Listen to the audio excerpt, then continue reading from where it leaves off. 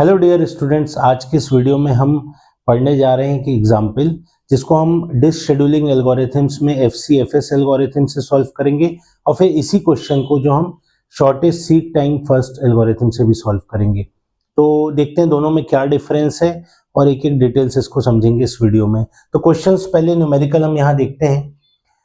ए disc contains 200 tracks, कहाँ से कहाँ तक 0 to 199। Request Q contains track number, request Q जहां से मतलब जिस पे डेटा स्टोर है यहाँ पे 82, 170, 43, 140, 24, 16, 190 respectively. Current position of the read write head is 50।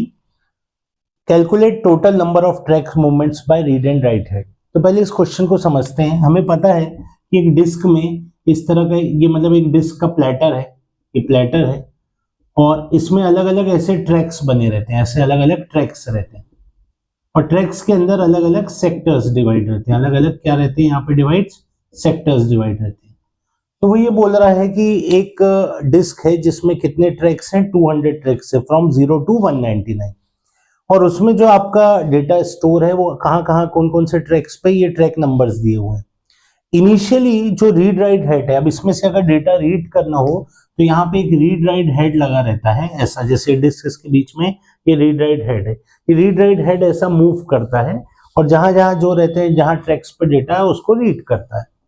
तो यहाँ पे ये जो रीड राइट हेड है ये कहाँ पे इनिशियल पोजीशन पे, ये जो रीड राइट हेड है ये कहाँ पे इनिशियल पोजीशन 50 पे, मतलब यहाँ पे इस पोजीशन पे है। अब हमको ये करना है कि इतना डेटा पढ़ने के लिए ये रीड राइट हेड के टोटल मूवमेंट कितने होंगे, मतलब 50 पे है और ये सब पढ़ना है, उसको रीड करना है, तो फेच करना है, तो इसके लिए कितनी बार उसका मूवमेंट होगा ये पता करना है। तो वही लिखा है यहाँ पे, calculate total number of track movements per week. ये जो total number of track movements है, कई बार इसी को पूछ लिया जाता है सीक टाइम कितना है, तो ये रिप्रेजेंट करता है सीक टाइम। ये जो total number of track movements है मतलब कितनी बार उन ट्रैक्स पे जाएगा और जितना टाइम वो कंज्यूम करेगा वही टाइम आपका क्या कहलाएगा, सीक टाइम। तो ऐसे न्यूमेरिकल सॉल्व करने के लिए हमारे पास डिस्क शेड्यूलिंग एल्गोरिथम के अलग अलग एल्गोरिथम्स हैं, मतलब तो उसमें से हम पहला अपन जो पढ़ने जा रहे हैं जिसको हम प्रैक्टिस करेंगे FCFS, जो कि एक फेमस एल्गोरिथम है, first come first serve algorithm. तो इसमें करना क्या है, न्यूमेरिकल को सॉल्व करने के लिए इसकी रेंज देख लेनी है ट्रैक की, फ्रॉम 0 to 199। तो मैंने क्या किया, अब एक्चुअल में तो ये सर्कुलर होता है ट्रैक, पर जब हम न्यूमेरिकल सॉल्व करते हैं तो उसको समझने के लिए हम ऐसा बना लेते हैं कि स्ट्रेट लाइन में। अब इस स्ट्रेट लाइन में स्टार्टिंग कहां से है, 0 से है और लास्ट कहां तक है, 199। कोई कंफ्यूज होने की जरूरत नहीं है कि सर यहाँ 200 लिखा है और यहाँ 199 है। भाई ये 0 से काउंट कर रहा, फ्रॉम 0 to 190, मतलब इसमें जो वैल्यूज है वो कितनी वैल्यूज है, 200 वैल्यूज है। अब इनिशियली उसमें दिया हुआ क्वेश्चन में कि ये कहाँ पे है, 50 पे। इनिशियली कहाँ पे, 50 पे। तो मुझे पता है 0 to ये है, तो ये 50 एक रेंडमली, बहुत स्केल पेंसिल लेके मेजर नहीं करना है, रेंडमली वो यहाँ कहीं होगा 50। अब नाम से समझ में आ रहा है इस एल्गोरिथम में फर्स्ट कम फर्स्ट सर्व। तो 50 के बाद अब हम यहां से हम ट्रैक करेंगे। सबसे पहले हमें कहां पे जाना है, 82 पे। फर्स्ट कम फर्स्ट सर्व, सबसे पहली वैल्यूज कौन सी आ रही है, ट्रैक नंबर 82। तो ऑब्वियस बात है 50 से अगर 82 की तरफ जाना है तो लेफ्ट या राइट में कहां जाना पड़ेगा, तो ऑब्वियस बात है आगे बढ़ेंगे। तो यहाँ कहीं पे हम मान लेते हैं कि हमारा पॉइंट है 82, तो ये कुछ इस तरीके से यहाँ आगे बढ़ेगा। ये हो गया आपका 82। अब आपका क्वेश्चन आ सकता है कि सर 82 पे जाना था तो आपने स्ट्रेट ऐसा क्यों नहीं बनाया, स्ट्रेट लाइन। वो इसलिए नहीं बनाया क्योंकि अभी मेरे को और भी ट्रैक्स पे जाना है, और भी नंबर्स पे जाना है। अगर 170 पे जाना है फिर मैं उसके लिए भी अगर स्ट्रेट लाइन ही यूज करूंगा तो वो आप समझ नहीं पाओगे कि कौन सी लाइन रिप्रेजेंट कर रही है 82 को, कौन सी लाइन रिप्रेजेंट कर रही है 170 को। इसलिए हम उसको कुछ इस तरीके से बनाते हैं। तो पहला फर्स्ट कम फर्स्ट सर्व, तो पहले किस पे जाना था, 82 पे। अब 82 के बाद नेक्स्ट कौन सी वैल्यू है, 170। तो यहां से मेजर करेंगे, 170 भी यहाँ राइट हैंड साइड में आएगा आगे की तरफ कहीं, तो ये हो गया आपका 170। तो ये कहाँ चला जाएगा, 170 पे। मैं अभी फिर से बता रहा हूँ, यहाँ कोई स्केल से मेजर नहीं करना है, एक हम अंदाज से लेते हैं कि किस तरफ जाने वाला है। फिर 170 के बाद कितना है यहाँ पे, 43। अब 43 की वैल्यू आगे नहीं आएगी, वो कहाँ आएगी, पीछे। और पीछे कितना आएगी, 50 के पीछे। तो यहाँ आप मान के चलो, यहाँ पे मैंने ले लिया 43, तो यहां से मैंने इसको भेजा इसके पास, ये 43 पे। फर्स्ट कम फर्स्ट, पहले 82 आया तो उसको हैंडल किया, फिर 170 आया, फिर 43 आया, अब क्या आ रहा है 140। 140 फिर इस तरफ जाएगा, 140 यहाँ कहीं बीच में पड़ेगा, ये हो गया आपका 140, तो इसको मैं यहाँ बना दूंगा ये 140 के पास, ये आ गया 140 के पास। फिर 140 के बाद आ रहा है 24, 24 अगेन 24 इस तरफ आना चाहिए, 24 इधर कहीं आना चाहिए, तो मैंने इसको फिर यहां से बना दिया ये 24 के पास। अब 24 के बाद नेक्स्ट आ रहा है 16, तो 16 इसी तरफ आएगा, तो थोड़ा सा और आगे ले गए इसको, ये आ गया आपका 16। लास्ट नंबर है 190, 190 आपका ये 170 के बाद यहाँ कहीं आएगा, तो हम यहां से उठा के इसको ले जाएंगे 190 पे, और यहाँ हमारा ये जो प्रोसेस है एंड हो जाएगा। क्यों एंड हो जाएगा? क्योंकि 190 लास्ट नंबर मतलब जो है ट्रैक है जहां पे रीड करना है। अब बात आती है, ये तो हमने ट्रैक मूवमेंट्स बता दिए, एक्चुअल में सर्कुलर में कैसा होगा ट्रैक, आगे पीछे इस तरीके से होगा, पर ये हम न्यूमेरिकल के लिए इस तरह से इसको समझते हैं। अब ये ट्रैक मूवमेंट आ गया, लेकिन हमको निकालना क्या है, total number of track movement. तो total number of track movements निकालने का बहुत सिंपल तरीका है, हम यहीं से स्टार्ट करते हैं 50 से। तो मैंने आपको बता दिया total number of track movements क्या रिप्रेजेंट करता है, सीक टाइम, डेटा ढूंढने का टाइम, सीक मतलब सर्च करना एक तरीके से, तो सर्च करने का टाइम। तो आप यहां से देखो 50 से ये कहां तक जा रही है स्ट्रेट लाइन, 170 तक, तो हम यहां पे लिख सकते हैं इस टाइम को 170 माइनस 50, कितना 170 माइनस 50। एक तरीका और है इसको लिखने का, अगर आप पूरा 170 माइनस 50 नहीं लिखना चाहते हो तो आप इसको ब्रेक करके भी लिख सकते हो, 82 माइनस 50, फिर आप करोगे 140 माइनस 82, फिर आप करोगे 170 माइनस 140। आप इसको ब्रेक करके भी ले सकते हो, पर मेरा सजेशन है अननेसेसरी उसमें टाइम वेस्ट करने से मतलब नहीं हो, कहीं कैलकुलेशन मिस्टेक भी ना हो, इसलिए हम उसको क्या कर लेते हैं डायरेक्ट, जितना स्ट्रेट जा रहा है वहां तक हमने डायरेक्ट कैलकुलेट कर लिया। 170 माइनस 50 प्लस, अब 170 से कहां तक जा रहा है 43 तक, तो लगने पे ऐसा लगेगा कि हमको यहाँ लिखना है, क्योंकि हमने 170 से इधर वाली वैल्यू से इसको माइनस किया था, तो लगेगा ऐसा 43 माइनस 170 करें, पर ये गलत है। क्यों गलत है? क्योंकि हमारा ये चीज क्या कैलकुलेट करके देगा, टाइम, और जब आप इसको सॉल्व करोगे तो कौन सी वैल्यू आएगी, नेगेटिव वैल्यू। तो टाइम कभी नेगेटिव में ऐसे नहीं होता, इसलिए हम इसको क्या कर रहे हैं, इसको ऐसे ही माइनस करेंगे 170 माइनस 43, ताकि हमको क्या मिले, एक पॉजिटिव वैल्यू मिले। तो 170 माइनस 43, क्लियर है? तो फ्रेंड्स ये आपको क्यों होगा, क्योंकि हमको टाइम में नेगेटिव वैल्यू नहीं मिलेगी, हमें पॉजिटिव वैल्यू ही मिलेगी, तो इसलिए हमने इसको लिखा 170 माइनस 43। अब ये अगला कहाँ जा रहा है 140 तक, तो यहाँ हम लिख सकते हैं 140 माइनस 43, 140 माइनस 43। फिर अगला ये यहाँ से कहाँ जा रहा है 16 तक, तो फिर वही है, इसको हम लिख सकते हैं यहाँ से 140 माइनस 16। देखिए मैं यहाँ 16 माइनस 140 भी लिख सकता था, लेकिन फिर कैसी वैल्यू आती, नेगेटिव में, टाइम नेगेटिव में आएगा नहीं सीक टाइम, इसलिए हमने इसको लिखा 140 माइनस 16। ये ध्यान रखिएगा, हायर टू लोअर ही माइनस करिएगा। अब 16 टू अपने को चाहिए 190, तो यहाँ पे हो जाएगा 190 माइनस 16, 190 माइनस 16। इसको हम सॉल्व कर लेंगे, जो भी वैल्यू आएगी वो वैल्यू आपकी कहलाएगी आपकी seek time using first come first serve algorithm. यही वैल्यू सीक टाइम की दूसरी आ सकती है अगर हम कोई दूसरा एल्गोरिथम यूज करें।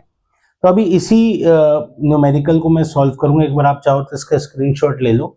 इसी उसमें हम एक दूसरा एल्गोरिथम करेंगे, इसका कैलकुलेशन मैंने किया हुआ है, ये अराउंड 642 कुछ आता है, ये सॉल्व करेंगे आप, तो एक बार चेक कर लीजिएगा आप जो भी वैल्यू आ रही है, मेन लेकिन प्रोसेस क्लियर होना चाहिए कि किस तरीके से ये होगा।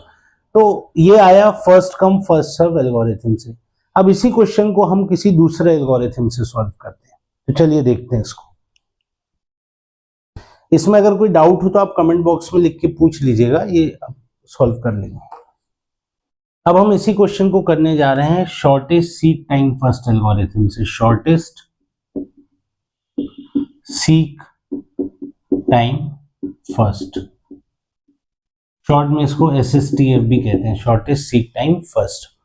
अब इसको भी स्टार्ट करेंगे तो प्रोसेस स्टार्टिंग वही है, यहाँ 0 है और यहाँ पे क्या वैल्यू है आपकी 199। 0 से कहां तक चलना है आपको 199। अब यहाँ पे इनिशियल फिर से वही है, 50 क्या है आपका करंट पोजीशन है हेड की, तो ये हो गई आपकी 50 क्या हो गई करंट पोजीशन हो गई हेड की। अब हम इसको सॉल्व करते हैं। अब इसको सॉल्व करते हैं तो इसको सॉल्व करने में नाम थोड़ा सा इसका पढ़िए, शॉर्टेस्ट सीक टाइम फर्स्ट। तो फर्स्ट कम फर्स्ट सर्व वाला जब हमने अभी इससे पहले न्यूमेरिकल किया था उसमें क्या था, जो पहले आया उसको उसी ऑर्डर में यूज करना है। पर यहाँ पे ये बोल रहा है कि शॉर्टेस्ट सीक टाइम फर्स्ट, मतलब पहले आपको क्या करना है, जहां पे भी इनिशियल वैल्यू है वहां से उस वैल्यू पे जाना है जो वहां से सबसे पास में, उस वैल्यू के सबसे पास में। मैं आपको एग्जाम्पल से, क्योंकि कहीं देखो आप सिंपल समझो, दूर डिस्टेंस ट्रेवल करने में आपको टाइम ज्यादा लगेगा और कहीं पास का डिस्टेंस ट्रेवल करने में आपको टाइम कम लगेगा। तो पहले कौन सा डिस्टेंस आप जाओगे, पास का। फिर जब उस डिस्टेंस पे जाओगे फिर वहां पे आपको देखना पड़ेगा और कौन सा पास में, तो फिर वहां जाओगे। मतलब इसमें जहां टाइम कम लग रहा हो पहले उसमें जाते हो। Shortest seek time first. देखिए एग्जाम्पल से समझते हैं। 50, अब इस पूरे में 50 से सबसे क्लोज वैल्यू आपको कौन सी दिख रही है, 82, 170, 43, 140, 24, 16, 190। तो इसमें सबसे क्लोज वैल्यू आपको दिखेगी 43 की। तो 50 से हम सबसे पहले चलेंगे 43 की तरफ। 43 हो गया। अब जब आप 43 पे आ गए, अब 43 पे खड़े हो गए, अभी हम कहाँ खड़े हैं 43 पे, पहले कहाँ खड़े थे 50 पे। तो 43 से हम चेक करेंगे सबसे क्लोजेस्ट वैल्यू कौन सी है।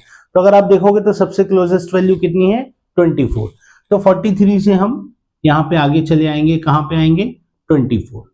अब 24 पे खड़े हैं, 24 पे खड़े हैं तो यहाँ से सबसे क्लोजेस्ट वैल्यू इनमें से कौन सी लग रही है, 24 से सबसे क्लोजेस्ट कौन सा है, 16। तो हम कहाँ पे चले जाएंगे 16। देखिए इसका पैटर्न वही है, जो पहले वो वैल्यू लेना है जो आपके सबसे पास है, फिर वहां पहुंचना है, फिर वहां से जो सबसे पास है उसके पास जाना है। अब 16 के बाद 16 से क्लोज सबसे ज्यादा कौन सी वैल्यू है, 190, 82, 170 और 140, इतना बचा है। तो 16 से सबसे क्लोज वैल्यू आपको मिलेगी 82, और 82 50 के इस तरफ होगा, तो कहीं रैंडम हमने ऐसा बना लिया, ये हो गया आपका 82। अब 82 से नेक्स्ट क्लोज वैल्यू कौन सी है, 140। तो 82 से नेक्स्ट क्लोज वैल्यू कौन सी है आपकी, 140। तो हम 140 पे आ गए। फिर 140 से नेक्स्ट क्लोज वैल्यू कौन सी है आपकी, 170। तो हम कहाँ पे आ गए, 170 पे आ गए। और 170 पे आने के बाद यहाँ पे इसके बाद नेक्स्ट और आखिरी वैल्यू कौन सी बची है, 190। तो हम कहाँ पे चले गए, 190 पे। बस इतना सा इसमें मूवमेंट आपको सीधे सीधे ये इतना मूवमेंट आपको मिला। देखिए इसमें आपको ध्यान बस ये रखना है, फर्स्ट कम फर्स्ट सर्व में जो ऑर्डर लिखा है उसकी वो फॉलो करना है। इसमें SSTF में वो ऑर्डर फॉलो नहीं करना, हमको देखना है कौन सा सबसे पास में, उस पर मूव करना है। और अब वैसे ही टाइम निकालने की सीक टाइम वैसे ही निकाल लेंगे, 50 माइनस 60 प्लस यहां से यहां तक तो हो जाएगा 190 माइनस 60। इसको सॉल्व कर लेंगे, जो भी वैल्यू आएगी वो आपका क्या कहलाएगा, आपका सीक टाइम। तो ये अराउंड 208 के आसपास आ रही है, एक बार आप चेक कर लीजिएगा वैल्यू, ये जितनी भी वैल्यू आ रही हो तो ये आपका कहलाएगा सीक टाइम 208। तो ये है हमारा सीक टाइम का दूसरा method, shortest seek time first. अब इसी क्वेश्चन को फिर से एक और उससे करते हैं। अभी हमने FCFS कर लिया, अब हमने SSTF कर लिया। अब एक तीसरा मेथड इस पे अप्लाई करने की कोशिश करेंगे। देखिए अभी इसी क्वेश्चन को हमने सॉल्व किया FCFS से, first come first serve algorithm से, फिर हमने सॉल्व किया SSTF से, शॉर्टेस्ट सीक टाइम फर्स्ट से। अब एक और एल्गोरिथम देख रहे हैं जिसको हम कहते हैं स्कैन एल्गोरिथम, और स्कैन एल्गोरिथम का एक नाम और है, इसको कहते हैं एलिवेटर एल्गोरिथम। एलिवेटर एल्गोरिथम यानी एलिवेटर मतलब आप समझ गए ना, लिफ्ट एक तरह से, तो एलिवेटर एल्गोरिथम। अब यहाँ पे क्या है, इसको सॉल्व करने का बहुत एक अलग तरीका है। इसमें क्या रहेगा, इसमें 50 की पोजीशन तो दी है पर क्वेश्चन में एक लाइन और ऐड हो जाएगी। इसमें ये डायरेक्शन भी दिया रहेगा कि डायरेक्शन मतलब कि आपको लार्जेस्ट वैल्यू की तरफ बढ़ना है कि लोएस्ट वैल्यू की तरफ, ये क्वेश्चन में ऐड हो जाएगा। फॉर एग्जाम्पल इस क्वेश्चन में मान लीजिए लिखा है डायरेक्शन ऐसा क्वेश्चन में गिवा है, डायरेक्शन टुवर्ड्स लार्जेस्ट वैल्यू। इसमें ऐसा आपको लिखा रहेगा डायरेक्शन टुवर्ड लार्जेस्ट वैल्यू, और हो सकता है ऐसा भी लिखा रहे डायरेक्शन टुवर्ड्स लोएस्ट वैल्यू। इसका मतलब क्या अपन समझते हैं इस स्कैन एल्गोरिथम में। फिर से हम इसको बना देते हैं फ्रॉम 0 to 199। इसको क्या बना देते हैं, 0 to 199। इनिशियली ये कहां पे है, 50 पे। तो इसका मतलब है डायरेक्शन टुवर्ड लार्जेस्ट वैल्यू, मतलब सबसे पहले ये 50 हमेशा कहां की तरफ बढ़ेगा, किस तरफ जाएगा, लार्जेस्ट वैल्यूज की तरफ जाएगा। तो एग्जांपल से समझते हैं। 50 के बाद 50 के बाद जो लार्जेस्ट वैल्यू है वो कौन सी है, 82। तो ये कहां पे जाएगा, 82 पे। मतलब एक बार में ये लार्जेस्ट वैल्यू की तरफ बढ़ना चालू हुआ तो सारी लार्जेस्ट वैल्यू को कवर करेगा। अब यहीं पे इस क्वेश्चन में अगर आपको दिया होता है स्कैन एल्गोरिथम में direction toward lowest value, lowest value मतलब 50 से लोएस्ट कौन सा है, 43, तो फिर वो कहां पे जाता, 43 पे, और फिर उसी तरह से सबसे लोएस्ट वैल्यू तक जाता। कहने का मतलब ये है कि क्वेश्चन में जो भी दिया रहेगा जिस हिसाब से लार्जेस्ट वैल्यू की तरफ या लोएस्ट, उस हिसाब से मूवमेंट होगा और उसके एंड तक जाएगा। वहां भी एक ट्विस्ट है, वो मैं अभी आपको समझाऊंगा। 50 से ये गया लार्जेस्ट वैल्यू 82 की तरफ, फिर 82 से नेक्स्ट वैल्यू आपकी कौन सी है, लार्जेस्ट, क्योंकि अब इसको सिर्फ लार्जेस्ट की तरफ ही बढ़ना है। ये कौन सी वैल्यू है, 140, तो 140 तक जाएगा। फिर 140 के बाद नेक्स्ट वैल्यू है कितनी, 170, तो ये 170 तक जाएगा। फिर 170 के बाद नेक्स्ट वैल्यू कौन सी है, 190, तो ये कहां तक जाएगा, 190 तक। अभी मैंने आपसे कहा था एक ट्विस्ट भी है इसमें, तो वो ट्विस्ट बताता हूं। 50 से हम लार्जेस्ट वैल्यू पे गए तो 50 से हमने किस किस को निपटाया, 82 को निपटाया, 140 को निपटाया, 170 को निपटाया और लास्ट में 190 को। लेकिन इसको एलिवेटर मेथड कहते क्यों हैं, क्योंकि ये 190 पे रुकेगा नहीं। अब लार्जेस्ट वैल्यू, जो भी लार्जेस्ट वैल्यू होगी, यहाँ पे लार्जेस्ट वैल्यू आखिरी कौन सी है, 199, ये इतना हिस्सा और ट्रेवल करेगा। मतलब इसको आप समझ लो, एक बिल्डिंग में लिफ्ट लगी है 100 फ्लोर की, तो अगर किसी ने 80 फ्लोर पे क्लिक किया तो 80 तक तो जाएगा, लेकिन ये लिफ्ट पूरी एंड तक जाएगी, कहां तक जाएगी, 190, मतलब 100 तक जाएगी। तो उसी तरह यहाँ पे लास्ट वैल्यू भले ही 190 पे खत्म हो गई, लेकिन ये कहां तक जाएगा, it will go till last value. कहां तक जाता है, it will go till last value. अगर यही चीज अगर वो बोलता कि भाई लोएस्ट साइड चलो, तो लोएस्ट में यहाँ पे लास्ट वैल्यू 16 है, तो 16 पे नहीं रुकता, वो कहां तक जाता, 0 तक, क्योंकि it will go till last value. Hopefully आपको क्लियर होगा। पर अब हमको लोअर वैल्यूज भी कवर करनी है, वहां भी एक ट्विस्ट है, बताता हूं। तो ये 199 तक गया, फिर 199 के बाद लोएस्ट वैल्यू किस तरफ जा रही है, फिर 43, तो यहां से हम आ गए 43 पे। 43 से हम कहां पे चले गए, 43 से हम चले गए आपके 24 पे, और 24 से हम कहां चले गए, 16 पे। अब यहां पे लिखा है it will go till last value, तो यहां 16 पे हमारी सब वैल्यूज खत्म हो गई, 43, 24, 16। तो क्या दिमाग में आ रहा है कि 16 के बाद ये कहां तक जाना चाहिए, 0 तक। पर मैंने फिर से कहा था एक टेस्ट और है, ये 0 तक नहीं जाता।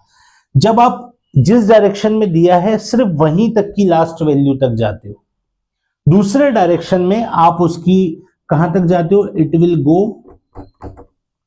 Till it's last request. ध्यान रखना मैंने क्या लिखा है, लास्ट रिक्वेस्ट, यहां क्या लिखा है, लास्ट वैल्यू।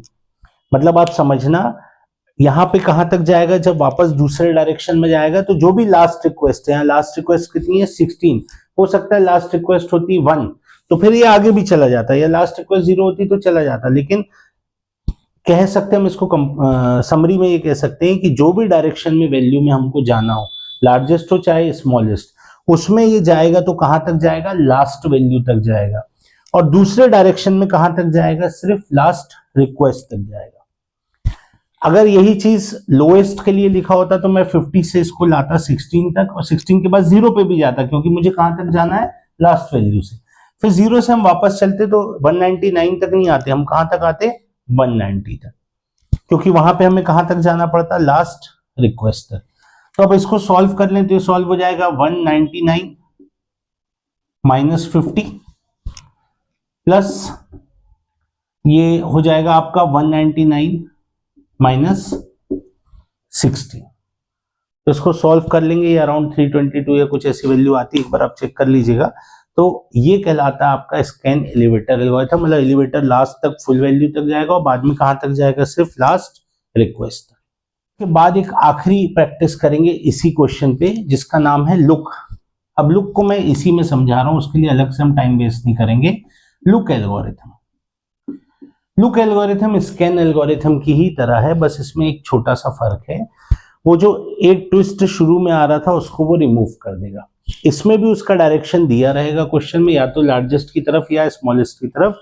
बट इसमें होता क्या है, अगर लार्जेस्ट की तरफ दिया है तो कायदे से इसको जहां 199 पे रुकना था, पर स्कैन में क्या हो रहा था, वो उसकी आखिरी वैल्यू तक जा रहा था। तो इसमें कुछ नहीं होगा, ये आखिरी वैल्यू तक नहीं जाएगा, जितनी रिक्वेस्ट दी है वहीं तक जाएगा और वहां से वापस आएगा। कहां तक जाएगा, last request in that direction, in that direction. Scan और इसमें यही फर्क है, स्कैन और इसमें, स्कैन एलिवेटर मेथड क्यों कहलाता है, वो आखिरी वैल्यू तक जाता है, लास्ट वैल्यू तक, पर इसमें नहीं है।